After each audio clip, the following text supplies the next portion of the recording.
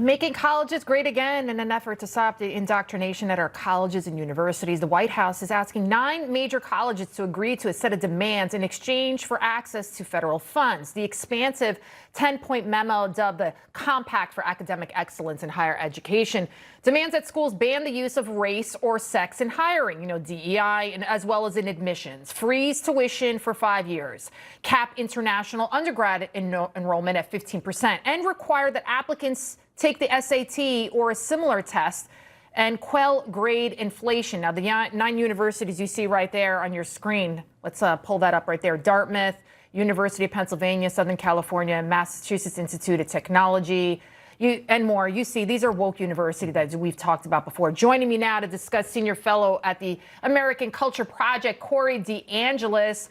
Corey, what do you think about this? Well, this is fantastic news from Trump. He's on his fight to make education great again in America. And look, a big part of this was that these universities have gone so far radical left. They've been hotbeds of ideological indoctrination. They haven't been aligned with educating students and getting them great jobs. They haven't been focused on that. So if you look at Brown University, for example, I was looking up their donations from people affiliated that work at the universities. And in the most recent election cycle from last year, according to Open Secrets, 97.7% of their campaign contributions went to Democrats. These universities have become one-sided political entities, not really educational institutions. So it's great that Trump is trying to restore merit by having testing for some of these institutions. I think he should take it a step further and not just say, you could take the SAT or ACT. He should destroy the College Board monopoly by also saying that they have to allow students to take the classic learning test as well, so that we could have more conservative students going to college as well. Yeah, I mean, your kid goes to school one way and comes back another. It's really crazy. And you're hearing that story over and over again, and then they become ill-informed voters, and it just, this vicious cycle repeats, and that's why we're seeing this chaos on the campuses.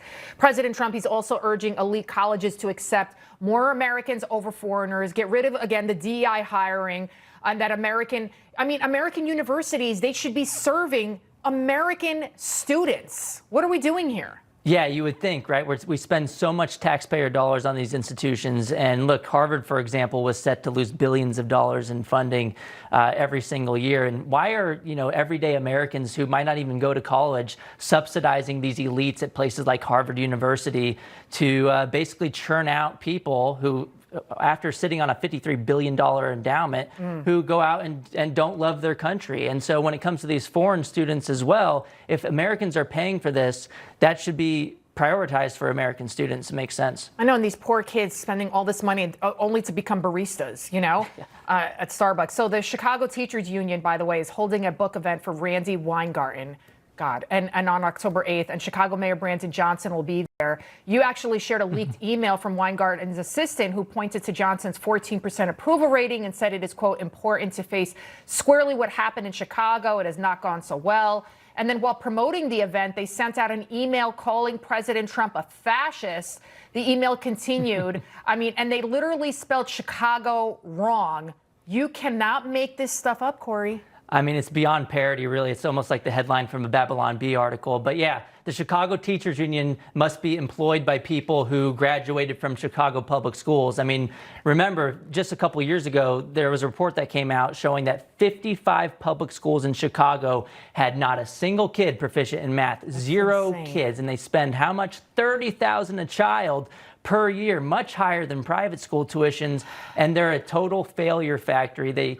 Randi Weingarten should resign in disgrace. She should not go forward with her book promotion, calling conservatives fascist all across the country. She was just on MSNBC the other day, where she said that, basically she wears a paperclip nowadays because during the Nazi occupation of Norway, teachers used to wear paperclips. So she's basically saying that America. And she tried to rip off your book, too, by the way. Yeah, by the way, my book is The Parent Revolution. The cover is exactly like hers. Mine came out first. I dedicated my book to her because she has inadvertently done more to advance education freedom than anyone could have ever imagined, because she's been stepping on a rake every single day, making a fool of themselves.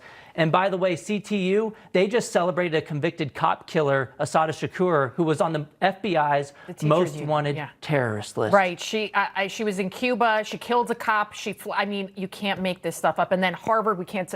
That drag queen.